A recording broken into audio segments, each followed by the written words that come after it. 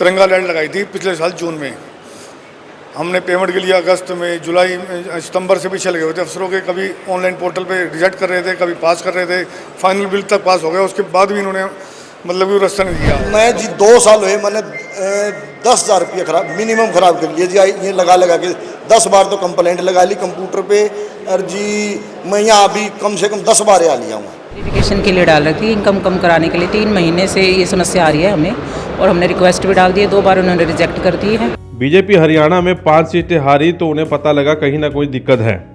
अधिकारियों को इकट्ठा किया और एक कमेटी बना दी कि हर रोज अब 9 से 11 जो है डीसी दरबार लगाएंगे और उसमें सारे अधिकारी मौके पर पहुंचेंगे। और इसी के चलते आज एक खुला दरबार जो है डिप्टी कमिश्नर ने अपने ऑफिस में लगाया। कॉन्फ्रेंस हॉल की ये तस्वीरें आप लोग देख रहे हैं, जहां पर सभी विभाग के अधिकारी, एसपी, नगर निगम कमिश्नर समेत सभी विभाग के अधिकारी आप लोग लाइव तस्वीरों में देख सकते हैं।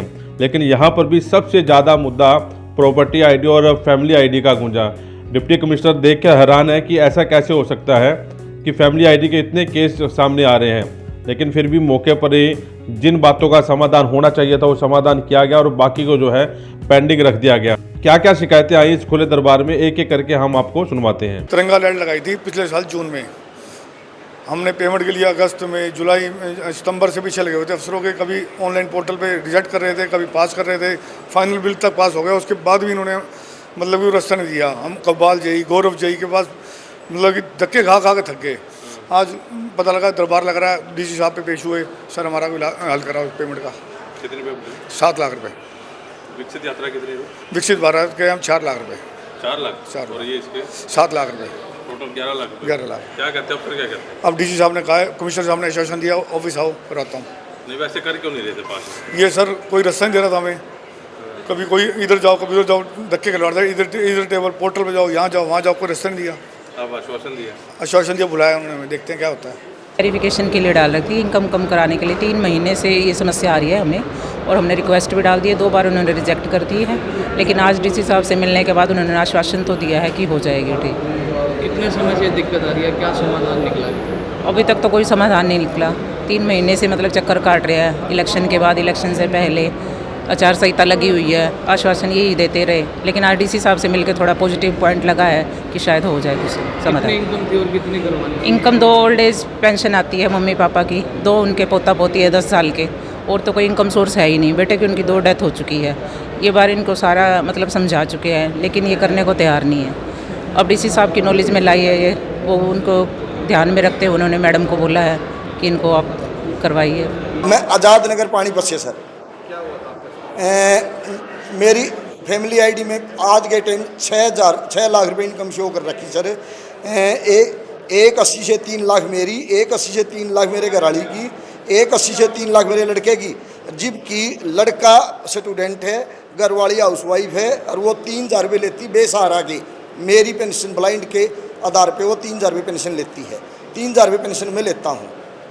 तो सर इस बीच कितनी बार गए आप प्रशासन के पास रिक्वेस्ट? मैं जी 2 साल हुए, मैंने 10,000 रुपये खराब मिनिमम ख़राब कर लिए जी। ये लगा के 10 बार तो कंप्लेंट लगा ली कंप्यूटर पे, और जी मैं यहाँ अभी कम से कम 10 बार आ लिया हूँ।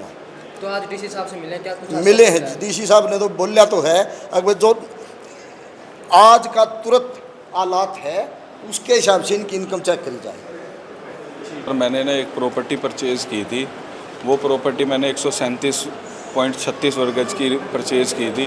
तो किसी ने क्या किया, उस प्रॉपर्टी की 105 गज की कोई पुरानी रजिस्ट्री ले आया, और मौके की निशानदेही भी मेरे पास थी, और मौके पे खाली प्लाट था। पहले उन्होंने खोखा रखने की, कब्जा मारने की कोशिश की।